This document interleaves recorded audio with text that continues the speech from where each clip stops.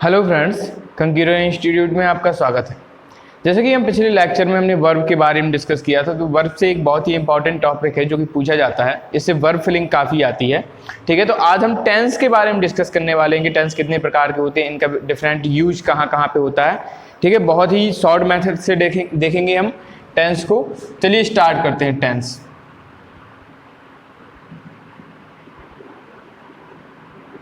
जानते ही होंगे आप, टेंसों के बारे में कितने प्रकार के होते हैं आप जानते होंगे कि 3 प्रकार के होते हैं। ठीक है, कौन कौन से? प्रेजेंट, पास्ट और फ्यूचर, फिर उन सभी के 4 पार्ट होते हैं। सो आज हमें उन्हीं के बारे में डिस्कस करना है कि उनके डिफरेंट पार्ट्स कौन कौन से होते हैं और कैसे यूज किया जाता है। चलिए आते हैं पहले प्रेजेंट परफेक्ट पर, प्रेजेंट इंडेफिनिट पर। पहले देखते हैं प्रेजेंट। ठीक है, और प्रेजेंट में भी कौन सा? इंडेफिनिट, या जिसे हम सिंपल प्रेजेंट भी बोलते हैं। क्या बोलते हैं? Simple present. सिंपल प्रेजेंट में क्या होता है कि हम जब भी सेंटेंस हमारा कैसा होगा? अफर्मेटिव होगा। कैसा होगा? अफर्मेटिव होगा, तो हम क्रिया में क्या लगाते हैं? एस या ईएस लगाते हैं। ठीक है, क्या लगाते हैं? क्रिया के साथ एस या ईएस लगाते हैं। क्लियर? लेकिन अगर अफर्मेटिव की जगह नेगेटिव या इंट्रोगेटिव होता है तो हम डू या डज का यूज करते हैं उसके साथ। अगर नेगेटिव है तो इंट्रोगेटिव लगा देते हैं, वो नेगेटिव है तो नॉट लगा देते हैं, और इंट्रोगेटिव होता है तो केवल डू या डज से काम चलाते हैं। और इंट्रोगेटिव में भी अगर नेगेटिव होगा तो नॉट लगा देंगे। ठीक, सो ये था हमारा क्या? Present indefinite. अब प्रेजेंट इंडेफिनिट का बेसिकली यूज कहाँ पे किया जाता है वो हमें देखना है। ये सारे के सारे आप जानते होंगे कि इसका किस तरीके से कहाँ पे यूज किया जाता है। ठीक है, इसकी हेल्पिंग वर्ब क्या होती है ये सभी आप लोग जानते हैं। बस आपका हमें देखना है कि इसका यूज कहाँ पे किया जाता है। तो सबसे पहले देखिए कि जब प्रेजेंट में हमें हैबिट शो करनी होती है। ठीक है, जब वर्तमान में हमें क्या दिखानी हो? हैबिट, यानी आदत संबंधी कोई तथ्य दिखाना हो तो हम किसका यूज करते हैं? प्रेजेंट का यूज करते हैं, प्रेजेंट इंडेफिनिट का यूज करते हैं। ठीक है, ये इससे फायदे, मेरिट, डिमेरिट वगैरह भी शो किए जाते हैं कि मेरिट, ठीक है, किसी भी चीज़ से होने वाला फ़ायदा, किसी भी चीज़ से होने वाला नुकसान वगैरह। ठीक है, किसी भी चीज़ का साइज, कलर जो भी होता है तो वो हम किसके थ्रू शो करते हैं? प्रेजेंट इंडेफिनिट के थ्रू शो करते हैं। ठीक, चलिए इसका एक एग्जाम्पल देखते हैं।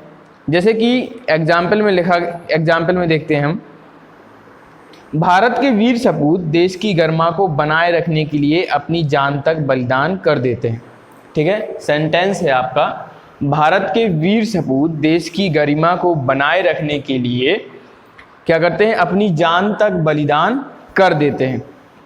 ठीक, अब भारत के वीर सपूत, तो अब इस सेंटेंस को बनाए जरा, पहले हम लिख लेते हैं इसको। भारत के वीर सपूत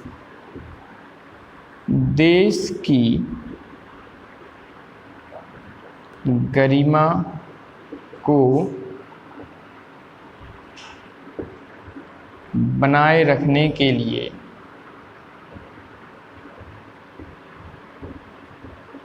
जान तक बलिदान कर देते हैं। इस प्रकार के सेंटेंस होंगे हमारे प्रेजेंट इंडेफिनिट में। ठीक है, थोड़ा टफ है, लेकिन इतना अगर हम देखें तो इसको इजीली बनाया जा सकता है। तो कैसे बनाएंगे हम देखेंगे।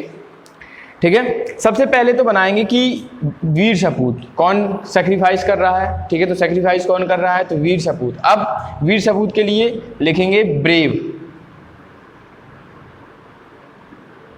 ठीक है, अब सपूत याद रखिए, सन अकेला नहीं होता। सपूत का मतलब होता है वर्दी सन, मतलब कि कुछ लायक, करने लायक। ठीक, तो ब्रेव वर्दी सन।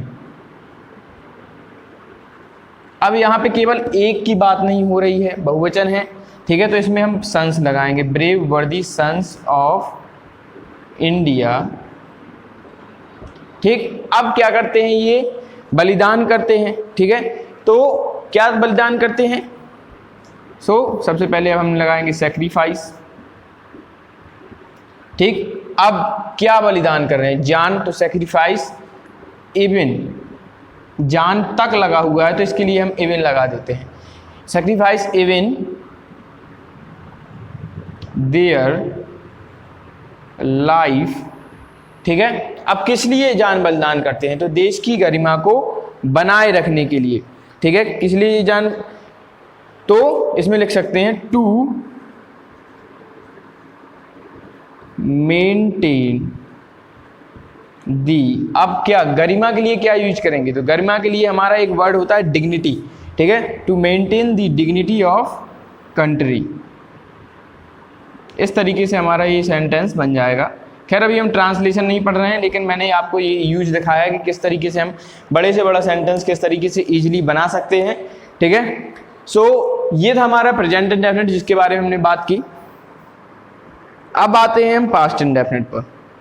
पहले सारे इंडेफिनिट डिस्कस कर लेते हैं, उसके बाद आगे बढ़ेंगे, ठीक है। अब किसके बारे में बात करते हैं, अब बात करते हैं पास्ट इंडेफिनिट के बारे में कि पास्ट इंडेफिनिट का यूज कहाँ पे किया जाता है। इसमें अगर इंटेरोगेटिव भी होगा तो आप जानते हैं किस तरीके से बनाना है।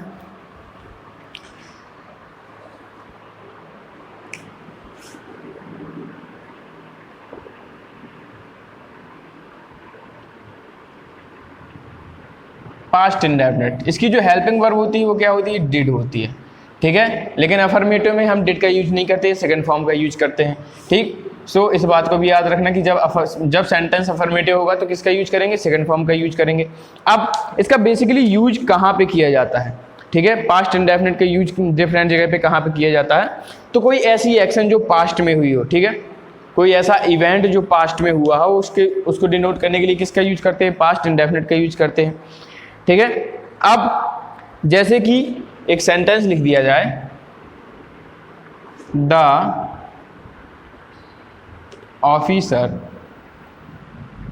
कंपेल्ड द एनिमीज, ठीक है,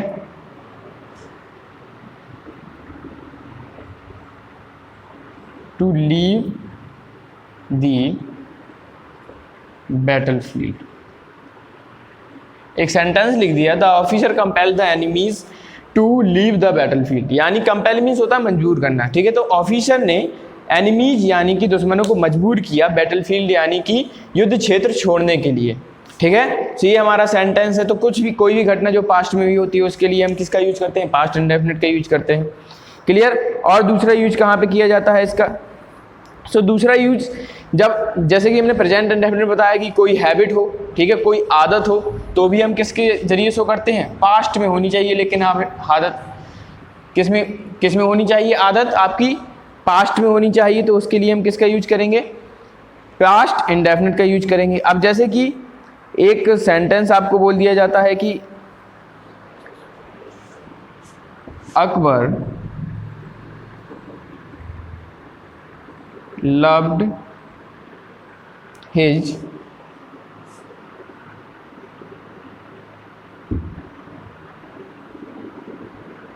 नवरत्न वेरी मच, ठीक है। अकबर अपनी नवरत्न से बहुत अधिक प्यार करता था, तो ये उस टाइम की उसकी आदत थी, हैबिट थी, तो हमने किसका यूज किया, हमारा पास्ट इंडेफिनिट का यूज किया, क्लियर।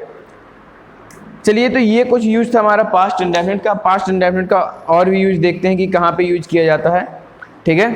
तो जो पास्ट इंडेफिनिट का यूज किया जाता है वो हमारा किसी ऐसी एक्शन को यूज शो करने के लिए किया जाता है। चलिए मैं सेंटेंस के थ्रू समझाता हूँ सेंटेंस कैसे हुआ है।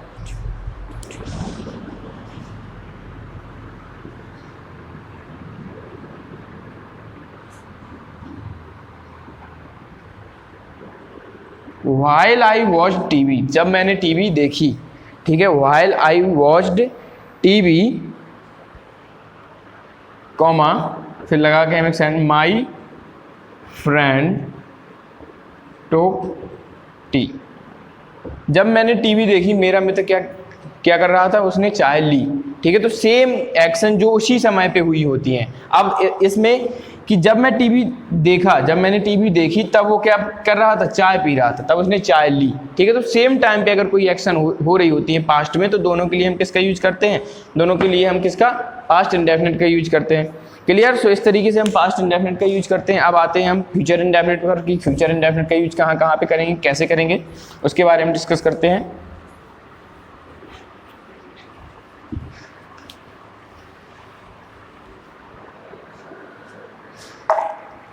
चलिए अब बात करते हैं फ्यूचर इंडेफिनिट की। फ्यूचर इंडेफिनिट में क्या होता है कि ज़्यादातर विल सेल का यूज होता है। आप जानते ही हैं कि आई और वी के साथ सेल का यूज करते हैं और बाकी सभी के साथ किसका यूज करते हैं, बाकी सभी के साथ विल का यूज करते हैं। ठीक, तो फ्यूचर का जो यूज होता है वो स्पेशल यूज कहाँ पे किया जाता है, उस बात को हम, उस सेंटेंस को देखना है, इसलिए उसको देखते हैं किस तरीके से यूज करते हैं इसका।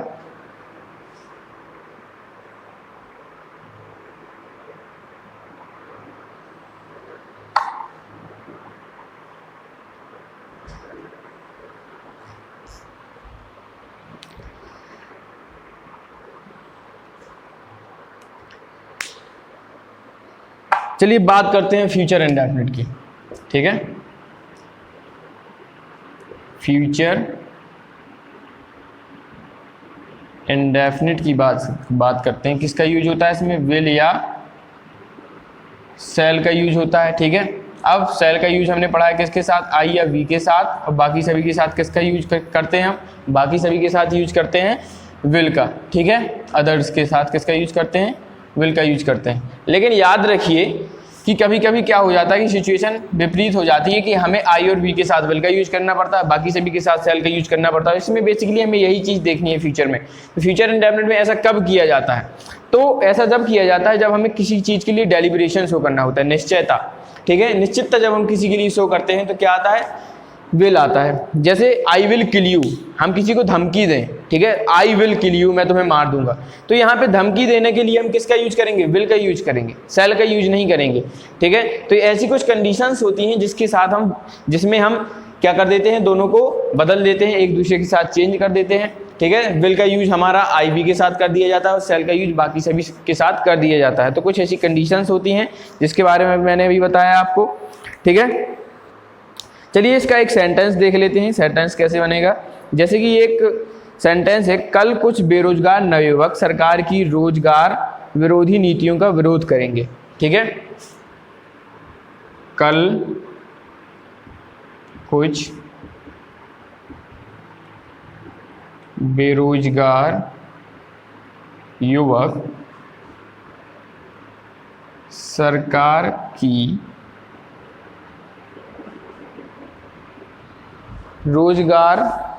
की रोजगार विरोधी नीतियों का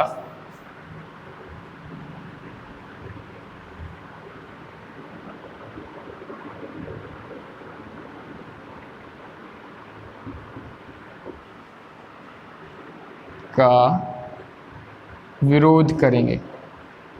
ठीक, अब इस सेंटेंस को हमें बनाना है। चलिए बनाते हैं किस तरीके से सेंटेंस को बनाएंगे। तो सबसे पहले तो हम इसका सब्जेक्ट ढूंढते हैं कि सब्जेक्ट क्या है। तो सब्जेक्ट है हमारा कुछ बेरोजगार युवक, विरोध कौन करने वाला है, कुछ बेरोजगार युवक, तो सम अनएम्प्लॉयड। ठीक है, सम अनएम्प्लॉयड, युवक के लिए क्या लगाएंगे, तो यूथ्स, क्या लगा दिया हमने, यूथ्स लगा दिया। अब बाकी में आता है, ये अदर्स में आ रहा है, तो किसका यूज करेंगे, विल का यूज करेंगे। अब विरोध करना किस माने होता है, ठीक है, तो विरोध करना होता है हमारा रिवॉल्ट मीन्स भी होता है, प्रोटेस्ट मीन्स भी होता है, तो कोई भी यूज कर सकते हैं हम। सो प्रोटेस्ट, प्रोटेस्ट के बाद याद रखिए कि कौन सा प्रीपोजिशन यूज होता है। किसी के खिलाफ अगर हम आंदोलन कर रहे होते तो यहाँ पे अगेंस्ट आता है। ठीक है, क्या आता है, against. So some unemployed youth will protest against. अब किसके विरोध, किसका विरोध कर रहे हैं, तो विरोध कर रहे हैं रोजगार विरोधी नीतियों का, वो भी सरकार की।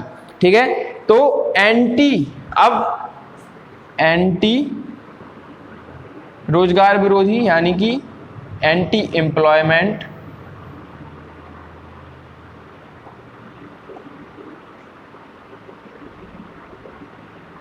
और नीतियों के लिए क्या लगा देंगे, नीतियों के लिए लगा देंगे हम पॉलिसीज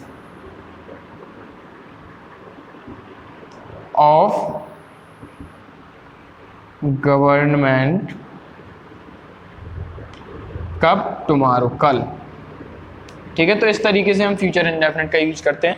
तो अभी हमने फ्यूचर इंडेफिनिट का यूज देखा किस तरीके से किया। चलिए अब हमारे तीनों के इंडेफिनिट हो गए, अब आते हैं तीनों कंटिन्यूअस पर कि किस तरीके से हम कंटिन्यूअस का यूज देखते हैं, ठीक है। चलिए अब सिंपली वे में बहुत ही आसान तरीके से कंटिन्यूअस को देखेंगे कि कंटिन्यूअस का यूज हम कहाँ कहाँ पे करेंगे, किस तरीके से करना है कंटिन्यूअस का यूज, उसको देखते हैं। चलिए तीनों को पहले लिख लेते हैं, कंपैरिजन के साथ करते हैं। प्रेजेंट कंटिन्यूअस, ठीक है, पास्ट कंटिन्यूअस और फ्यूचर कंटिन्यूअस, ठीक। प्रेजेंट कंटिन्यूअस में क्या होता है, इज, एम और आर के साथ क्या आता है हमारा, एम फर्स्ट में आईएनजी लगा दिया। जब भी कंटिन्यूटी शो हो रही होगी, ठीक है, प्रेजेंट में अगर कंटिन्यूटी शो होती है, निरंतरता शो हो रही होती है, तो क्या करते हैं हम प्रेजेंट कंटिन्यूअस का यूज करते हैं, ठीक है। जब कार्य शुरू हुआ हो लेकिन वो पूर्ण ना हुआ हो, लगातार अभी भी जारी हो। ऐसे ही पास्ट में कोई कार्य शुरू हुआ हो और उसी समय में जारी हो, पास्ट में ही जारी हो, तो पास्ट कंटिन्यूअस। और फ्यूचर में कोई कार्य शुरू हुआ हो और फ्यूचर में ही जारी हो, तो क्या करेंगे हम फ्यूचर कंटिन्यूअस का यूज करेंगे, ठीक। तो इसमें होता है हमारा वाज या वेयर, साथ में एम फर्स्ट में आईएनजी सभी में आएगा। और फ्यूचर कंटिन्यूअस में क्या होता है, तो फ्यूचर कंटिन्यूअस में होता है हमारा विल, ठीक है, विल बी और शैल बी प्लस क्रिया के साथ फर्स्ट फॉर्म के साथ क्या लगता है, इसके आईएनजी लगता है। तो ये तीनों में हमने देखी कि इसकी हेल्पिंग वर्ब किस तरीके से यूज करते हैं, इसके मेन वर्ब किस तरीके से यूज करते हैं, ठीक है। अब इसका बेसिकली यूज कहाँ पे किया जाता है, तो उस चीज़ को देखते हैं कि कोई ऐसी एक्शन जो करंट में रनिंग हो रही हो, ठीक है, तब हम किसका यूज करते हैं। जैसे India is playing well, India सही खेल रहा है। जैसे क्रिकेट की बात करें तो सेंटेंस बोल दिया गया कि India is playing well, India अच्छा क्रिकेट खेल रहा है, ठीक है।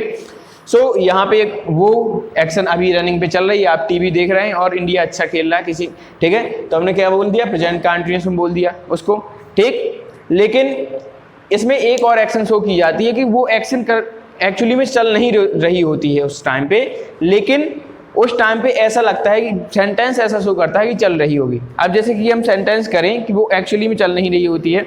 फॉर एग्जाम्पल अगर हम सेंटेंस बोलें कि these days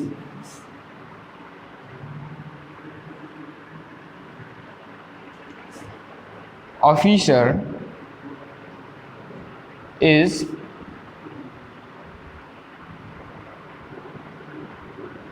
performing his duty very well, ठीक है। मैंने एक सेंटेंस लिखा आपको कि इन दिनों जो ऑफिसर है वो अपना कर्तव्य सही तरीके से निभा रहा है, ठीक है। तो अब हमने क्या किया कि परफॉर्मिंग का मतलब ये तो है नहीं कि वो रात में भी अपना कर्तव्य निभा रहा होगा, रात में भी सोएगा तो है ही। तो एक्चुअली में क्या होता है कि वो एक्शन जब हम सेंटेंस बोल रहे होते हैं तो उस टाइम पे रनिंग में नहीं होती है, लेकिन हमारे बोलने का सेंस ये होता है कि उस पीरियड के दौरान, ठीक है। तो उस पीरियड के दौरान अगर कोई एक्शन, हमारी कोई क्रिया रनिंग में होती है, तब भी हम किसका यूज करते हैं, प्रेजेंट कंटिन्यूअस का यूज करते हैं, ठीक है। चलिए कुछ कभी कभी ऐसा होता है कि कोई ऐसी क्रिया, कभी कभी ऐसा कार्य जो निकट भविष्य में होने वाला होता है, ठीक है, उसका कन्फर्म है कि वो होने ही वाला है, तो उसके लिए भी हम प्रेजेंट कंटिन्यूअस का यूज करते हैं। जैसे I am going to Kanpur, मैं कानपुर जा रहा हूँ, ठीक है। तो I am going to Kanpur, मैं अभी हूँ कानपुर में जाने वाला हूँ, अभी कहाँ पे, रास्ते में हूँ, ठीक है। वो सॉरी अभी रास्ते में भी नहीं हूँ, मैंने सिर्फ अपने मित्र से कहा कि I am going to Kanpur, मैं कानपुर जा रहा हूँ। तो अभी मैं बस स्टैंड पे हूँ और थोड़ी देर में कहाँ पे जाऊँगा, कानपुर जाऊँगा। तो इसका मतलब हो गया कि ये किस में, प्रेजेंट कंटिन्यूअस में होगा, ठीक है। या फिर एक सेंटेंस और बोल दिया जाए अलग से कि my friend is going two by a new car tomorrow, मेरा मित्र कल एक नई कार खरीदने जा रहा है, ठीक। तो कल खरीदने जा रहा है, लेकिन हमने क्या किया कि वो निकट भविष्य में है, तो निकट भविष्य के लिए हमने किसका यूज कर दिया, प्रेजेंट कंटिन्यूअस का यूज कर दिया। इस तरीके से भी यूज कर देते हैं। चलिए तो ये प्रेजेंट कंटिन्यूअस के कुछ यूज थे। इसके बाद बात करते हैं पास्ट कंटिन्यूअस पर कि पास्ट कंटिन्यूअस का यूज कहाँ कहाँ पे किया जाता है, ठीक है।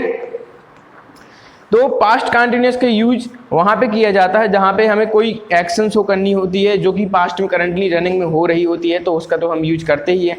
ठीक, जैसे कि the robber was threatening those villagers, जो रॉबर्स थे यानी कि जो डकैत थे वो विलेजर्स यानी कि ग्रामीणों के साथ अभद्र व्यवहार कर रहे थे, उन्हें प्रताड़ित कर रहे थे। थ्रीटनिंग मीन्स होता है प्रताड़ित करना, तो वो करंटली रनिंग है। इस तरीके से हमने किसका यूज कर दिया, पास्ट का यूज कर दिया। ठीक है, फिर दूसरा सेंटेंस अगर हम बोलें कि दूसरा सेंटेंस किस तरीके से यूज किया जाता है, ठीक, तो दूसरा सेंटेंस हमारा यूज किया जाता है कि कोई, चलिए एक सेंटेंस बोलते हैं, लिखते हैं पहले, all the members were sleeping, ठीक है, when the thief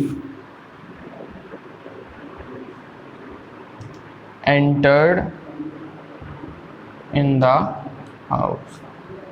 ठीक है, सभी में मेंबर सो रहे थे जब चोर ने घर के अंदर प्रवेश किया। तो ये समझ लीजिए कि इस टाइम पे भी हम दोनों का यूज करते हैं, जब कोई एक्शन उस टाइम पे चल रही हो। ठीक है, कि चोर ने जब प्रवेश किया था तब बाकी लोग क्या कर रहे थे, तो बाकी लोगों का सोना जारी था। तो इस कंडीशन में भी हम किसका यूज करते हैं, पास्ट कंटिन्यूअस का यूज करते हैं। तो इस तरीके से हमारा पास्ट कंटिन्यूअस का यूज होता है। ठीक है, फिर इसके बाद हमारा फ्यूचर कंटिन्यूअस का सिंपल सा यूज है कि फ्यूचर में अगर कोई भी क्रिया रनिंग में हो रही हो तो फ्यूचर कंटिन्यूअस का यूज करते हैं। फॉर एग्जाम्पल, जैसे कि बोल दिया जाए Ram will be going Kanpur tomorrow, Ram कल कानपुर जा रहा होगा। तो इस तरीके से हम फ्यूचर कंटिन्यूअस का यूज करते हैं। तो इस तरीके से हमारा क्या हुआ, फ्यूचर क्या हुआ कि हमारे सारे के सारे कंटिन्यूअस खत्म हो गए। अब बात करते हैं परफेक्ट की। ठीक है, अब बात आ जाती है हमारी परफेक्ट की, कि परफेक्ट का यूज किस तरीके से करेंगे। तो सिंपल देखते हैं परफेक्ट। सबसे पहले हम देखते हैं प्रेजेंट परफेक्ट,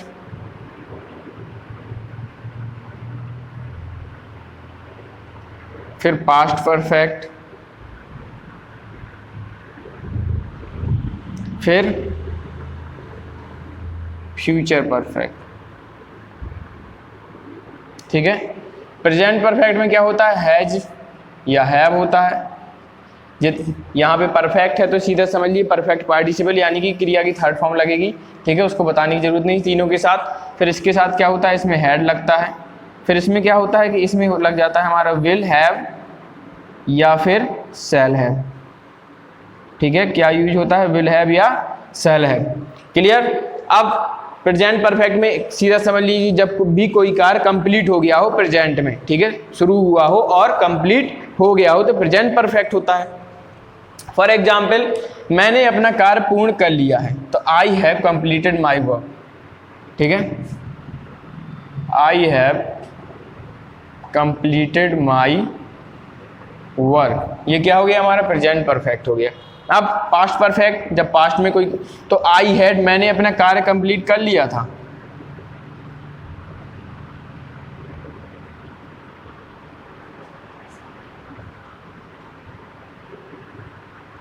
या फ्यूचर परफेक्ट किस तरीके से यूज करेंगे, तो फ्यूचर परफेक्ट का I will have complete, I shall have complete my work, मैं अपना कार्य कंप्लीट कर लूंगा, मैं अपना कार्य पूरा कर लूंगा, तो फ्यूचर में पूरा कर लूंगा। तो I shall have complete my work. इस तरीके से हम किसका यूज कर देते हैं, फ्यूचर परफेक्ट का यूज कर देते हैं। ये तीनों हमारे क्या थे, परफेक्ट थे। इसके बाद बात करते हैं परफेक्ट कंटिन्यूअस की, और हमारा टेंस यहीं पे खत्म होता है।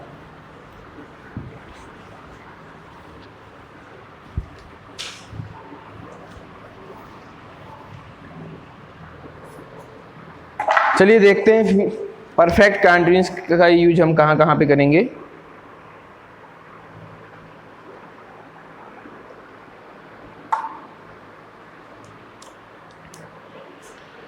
परफेक्ट कंटिन्यूअस में सबसे पहले तो प्रेजेंट का परफेक्ट कंटिन्यूअस देखते हैं।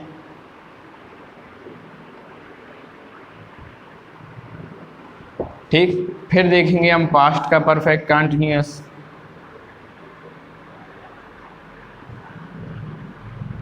फिर इसके बाद देखेंगे हम फ्यूचर का परफेक्ट कंटिन्यूअस।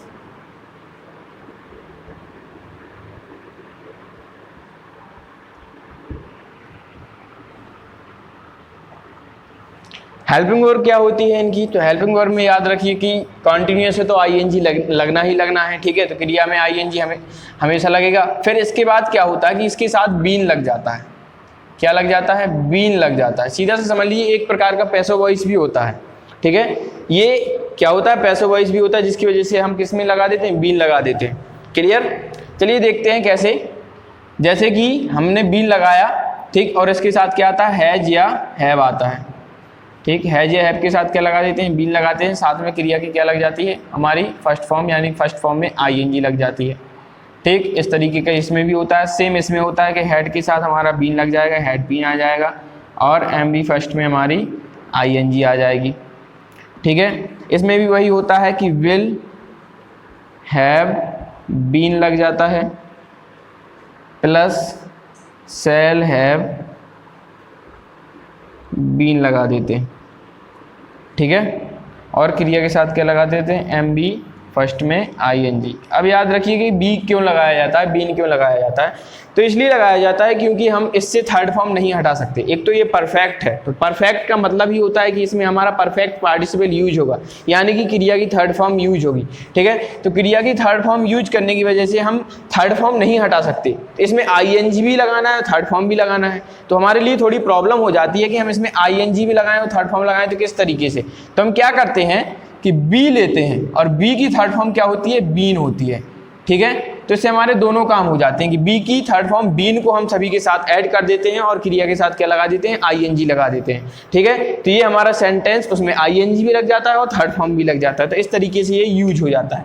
ठीक, चलिए ये था हमारा प्रेजेंट परफेक्ट। इसके कुछ सेंटेंस देख लेते हैं कि किस तरीके से हम इसका सेंटेंस में यूज करेंगे, उसके बाद बारे में बात करते हैं। ठीक है, चलिए जैसे कि एक सेंटेंस लिख दूं मैं,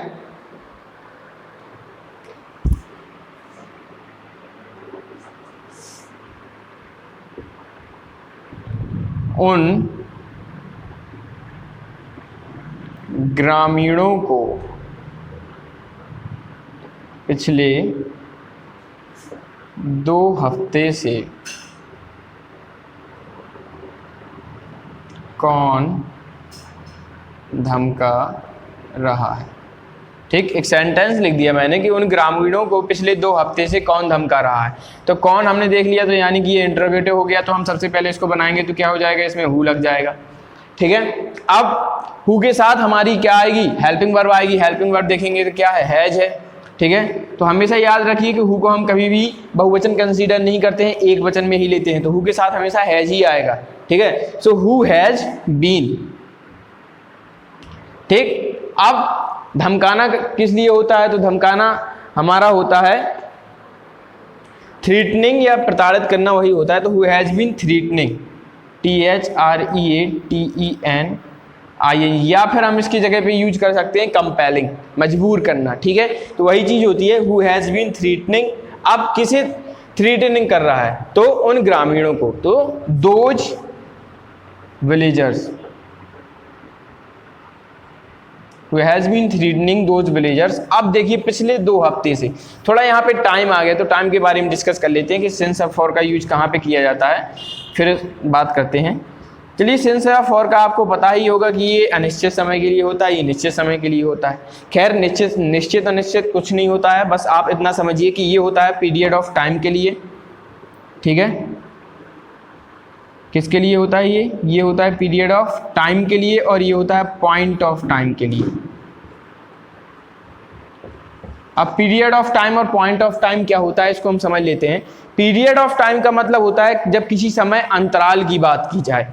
ठीक है, जैसे पिछले 2 हफ्ते से, तो 2 सप्ताह क्या होगा, हमारा समय अंतराल हो गया। ठीक, अगर बोल दिया जाता कि 4 जून से या 4 मई से, ठीक है, कौन धमका रहा है, तो यहाँ पे पॉइंट हो जाता है कि एक पॉइंट हमें दे दिया जाता है कि कब से, 4 मई या 4 जून। ठीक। लेकिन अगर आपको कोई समय अंतराल दिया जाता है, जैसे पिछले 2 हफ्ते से, तो 2 सप्ताह क्या हो गया, एक समय अंतराल हो गया, ठीक है, इसमें कोई हमारा पॉइंट नहीं है। तो जब ऐसी पीरियड ऑफ टाइम की घटना आती है तो फॉर का यूज करते हैं, तो यहाँ पे हम किसका यूज करेंगे, फॉर का यूज करेंगे। तो who has been threatening those villagers for 2 weeks, ठीक है, फॉर 2 वीक्स, इस तरीके से हम इसको यूज कर देंगे और लास्ट में क्वेश्चन मार्क लगा देंगे। तो ये हमारा सेंटेंस यहाँ पे कंप्लीट हो जाता है।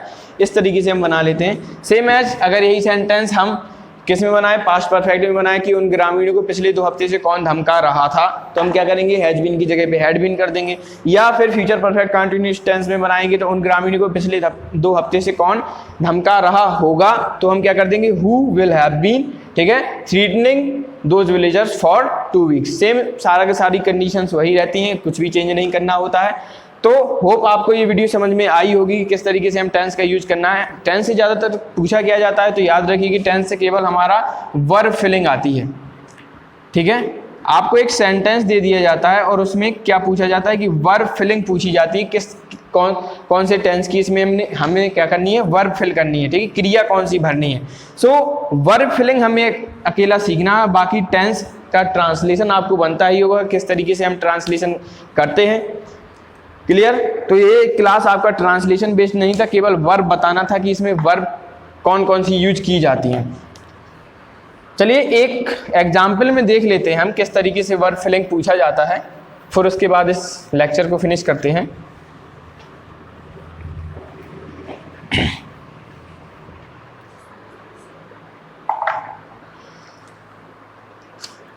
चलिए देखते हैं कि किस तरीके से हम इसका यूज करेंगे।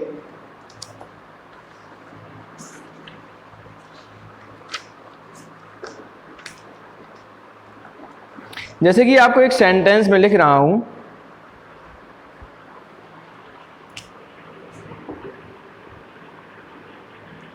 Pramod in addition to his friends, ठीक है, Pramod in addition to his friends test for playing. इस तरीके से आपको सेंटेंस दिया जाएगा। अब सेंटेंस में आपको 4 वर्ब दी जाएंगी। 4 वर्ब में क्या दे दिया जाएगा, आर कमिंग,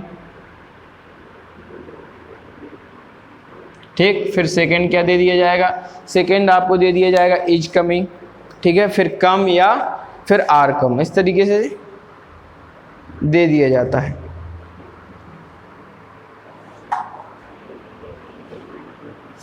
हैज कमिंग ले लीजिए, ठीक है। फिर इसके बाद एक दे देगा आपको क्या, इज कमिंग, या ओनली लिख दें हम कम, इस तरीके से।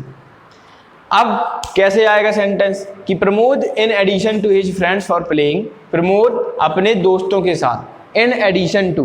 तो यहाँ पे आपको कंफ्यूज क्या करने वाला होता है, कंफ्यूज करने वाला होता है कि केवल प्रमोद की ही तो बात की जा रही है, लेकिन प्रमोद की बात नहीं की जा रही, प्रमोद के साथ उसके दोस्तों की भी बात की जा रही है कि प्रमोद के साथ खेलने कौन आ रहा है, तो प्रमोद के साथ खेलने आ रहा है उसके फ्रेंड्स खेलने आ रहे हैं, यानी प्रमोद तो आ ही रहा है, उसके फ्रेंड्स भी साथ में खेलने आ रहे हैं। तो यहाँ पे हमें ये चीज़ गौर करने वाली होती है, यहीं पे आपको कंफ्यूज करता है, ठीक है। तो ये सेंटेंस आपको देखना पड़ेगा कि केवल प्रमोद की बात नहीं कर रहा है, किसकी बात कर रहा है, उसके दोस्तों की भी बात कर रहा है। क्लियर। तो यहाँ पे एक वचन नहीं होगा, क्या हो जाएगा हमारा, बहुवचन हो जाएगा। तो अब हम समझ गए कि हैज के साथ कभी हमारा क्या नहीं आता, आईएनजी नहीं आता, तो ये वाला गलत हो गया। फिर इसके बाद बहुवचन है तो कमिंग वाला भी गलत हो गया। ऑलरेडी यहाँ पे कम आता है कि आते हैं फॉर प्लेइंग, ठीक है। तो Pramod in addition to his friends come for playing, आते हैं, खेलने के लिए आते हैं। तो हम इस तरीके से हम कम का यूज क्यों नहीं करेंगे, तो उसके बारे में भी डिस्कस कर लेते हैं कि कम का यूज करना यहाँ पे सही तो रहेगा कि खेलने के लिए आते हैं, लेकिन खेलने के लिए आते हैं कि यहाँ पे फ्रीक्वेंसी नहीं दी जा रही है, ठीक है, टाइम नहीं दिया जा रहा है कि पर डे आते हैं या डेली आते हैं, ठीक। तो जब पर डे या डेली की यूज हो, कि एवरीडे यूज हो, ये समझ लीजिए कि प्रतिदिन खेलने आते हैं, तो उस पर्टिकुलर टाइम में खेलने नहीं आ रहे हैं, वो हर दिन खेलने आते हैं, तब हमारी निरंतरता दर्शाने के लिए हम किसका यूज करेंगे, प्रेजेंट इंडेफिनिट का यूज करेंगे। लेकिन इसमें एवरीडे या डेली का यूज नहीं किया जा रहा है, तो हमारा ये भी गलत हो जाएगा, इसका हम यूज नहीं करेंगे। हम किसका यूज करेंगे, आर कमिंग का यूज करेंगे। तो हमारा सेंटेंस हो जाएगा Pramod in addition to his friends coming for playing, are coming for playing. इस तरीके से हमारा सेंटेंस ये सही हो जाएगा। तो कुछ इस तरीके से आपकी वर्ब फिलिंग पूछी जाती है। तो अगर आपको ये वीडियो पसंद आई हो तो इसको लाइक कीजिएगा, कमेंट कीजिएगा, शेयर कीजिएगा, और जहाँ पर भी आपको समझ में ना आए तो प्लीज़ कमेंट बॉक्स में इसको कमेंट कीजिए। नेक्स्ट लेक्चर में आपको उससे डिस्कस करेंगे। Till then enjoy and thank you so much. कितना हो